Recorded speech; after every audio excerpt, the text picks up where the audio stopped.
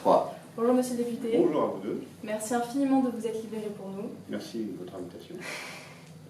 Pouvez-vous nous expliquer en quelques mots votre métier? Alors, je suis député, c'est pas tout à fait un métier, c'est une fonction, mais on va dire que c'est un métier. Et un député, il a trois missions. Il vote la loi, il contrôle le gouvernement et il évalue les politiques publiques. Alors, quand on dit il vote la loi, ça fait un peu abstrait, parce que si c'était juste dire oui ou non, on dirait il ne travaille pas beaucoup. Voter la loi, ça veut dire évidemment s'en saisir le plus en amont possible et voir ce qui ne va pas et ce qui va dans la loi, éventuellement proposer des amendements pour l'améliorer, débattre à l'Assemblée, parce qu'un député, il représente le peuple. Parce qu'on est en démocratie, vous avez appris ça, c'est le pouvoir du peuple. Comme c'est compliqué de réunir tout le peuple dans une assemblée, le peuple élit des représentants, ce sont les députés donc, qui votent la loi au nom du peuple. Donc voilà, le travail principal du député, c'est l'élaboration de la loi et son vote.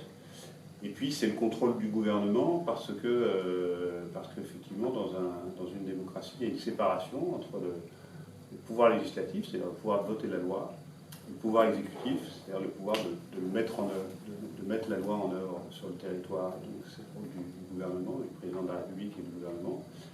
Et donc les représentants du peuple ont le pouvoir de contrôler ce gouvernement, voire de le renverser en votant une motion de censure. C'est arrivé rarement sous la Ve République depuis 1958, ça arrivait plus avant. Et puis enfin, la troisième mission qui nous est confiée, mais qu'on a un petit peu du mal à exercer, c'est ce qu'on appelle l'évaluation des politiques publiques. C'est-à-dire qu'une fois que la loi est votée, qu'elle est mise en œuvre sur le territoire national, il faudrait qu'on puisse regarder si finalement la loi est bonne, au fond. Alors c'est ce qu'on fait. Mais à la différence de nombreux autres pays, on a peu de personnel, nous, les députés. Moi, j'ai 2 collaborateurs à temps plein et 1 à mi-temps. Si vous regardez les congressistes aux États-Unis, ils ont 20 à 30 collaborateurs. Donc eux, ils peuvent vraiment faire un travail, ce qu'on appelle d'évaluation des politiques publiques, c'est d'aller voir, en fait, sur les territoires, ça peut être dans les entreprises, dans les associations, partout sur les territoires, voir si les lois sont bonnes et s'il faut les modifier ou pas. Donc voilà les 3 missions du député, que j'essaye d'exercer au mieux. Après, dans la réalité, il y a évidemment un travail, parce qu'on est élu dans ce qu'on appelle des circonscriptions, c'est-à-dire qu'on est élu uninominalement, on n'est pas élu sur des listes, donc c'est vraiment la population d'un territoire m'a élu moi-même, donc sur un territoire qui est la circonscription, qui regroupe plusieurs arrondissements de Lyon.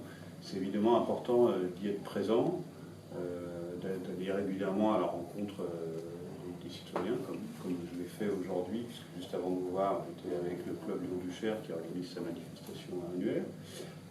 C'est important évidemment d'être sur le terrain, même si quand on est à l'Assemblée, on n'est pas là pour défendre les intérêts du territoire pour lequel on est élu, mais bien pour défendre les intérêts de la nation, notre conception de l'intérêt général. Puis si notre conception de l'intérêt général, elle ne satisfait pas les citoyens de la circonscription, ils ont le pouvoir évidemment de ne pas me réélire si je me représente. Très bien.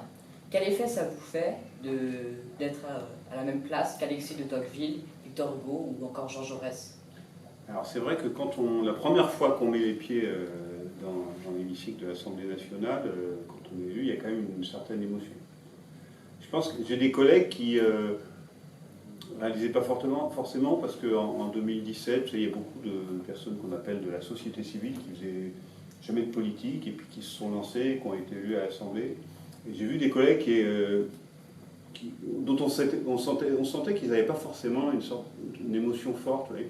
Moi, la politique, c'est plus de 30 ans de ma vie. Donc c'est vrai que j'ai toujours été passionné par la politique. Donc j'ai beaucoup admiré ceux que vous citez et d'autres. Et donc il y a quand même, quand on rentre dans l'Assemblée nationale la première fois, il y a évidemment une émotion forte. Puis voilà, il y a un sens des responsabilités. On se dit qu'il faut que je sois à la hauteur à la fois de l'exigence de ceux qui m'ont élu, et puis à la hauteur des députés qui m'ont précédé. Quelle est la journée type d'un député? Alors, il y a Je ne sais pas s'il y a une journée type parce qu'elle est très différente en fonction de quand on est à Paris, quand on est à Lyon. Vous voyez, donc en général, on est à Paris les mardis, mercredis, jeudis surtout. Donc là, on est à l'Assemblée nationale. Et puis la journée type, c'est-à-dire qu'on alterne en fait entre une présence dans ce qu'on appelle l'hémicycle, ce que vous voyez à la télévision, donc où là, on débat des lois, ou bien on pose des questions au gouvernement, ça c'est les mardis de 13h à 15h. Donc dans l'hémicycle, on est là, on débat, on bataille parfois fermement. Mais il n'y a pas que ça, parce qu'on a des réunions de commission, on a des groupes de travail dont on peut être à l'initiative, où on peut recevoir des associations qui viennent nous voir à l'Assemblée. On est aussi quand même souvent dans son bureau parce qu'on va préparer les interventions qu'on doit faire dans l'hémicycle. Bon, vous voyez par exemple, un exemple simple, hier, ma journée, c'était effectivement les débats sur la loi de programmation militaire, puisque c'est la loi qui est en discussion en ce moment. J'étais également en commission des affaires étrangères, puisque je suis membre de la commission où on avait auditionné la directrice générale d'Engie. Mais le soir, c'est moi qui devais, au nom de mon groupe, le groupe des écologistes, intervenir sur la proposition de loi qui vise à lutter contre les influenceurs, les arnaques des influenceurs. Vous connaissez un peu ça mieux que moi. Vous savez, ceux qui sont payés des dizaines de milliers d'euros, qui vivent à Dubaï et qui sur Insta ou d'autres réseaux sociaux, TikTok j'imagine, font la promotion de produits pour blanchir les dents ou autres. Donc voilà, donc ça fait un moment qu'avec pas mal de députés, on se dit qu'il faut absolument encadrer cela. Donc on est arrivé à une proposition de loi qu'on appelle transpartisane, c'est-à-dire les deux rapporteurs, il y en avait un socialiste, l'autre de la majorité Renaissance. Et donc voilà, c'est un premier pas, je pense, pour lutter contre ces dérives. C'est d'ailleurs dommage qu'on ne parle pas assez des choses qui sont ce qu'on appelle nous transpartisanes, c'est-à-dire des choses où le Parlement montre un beau visage d'union, parce qu'on est ensemble sur quelque chose qui est important pour les citoyens français. Bon, on parle plus des bagarres.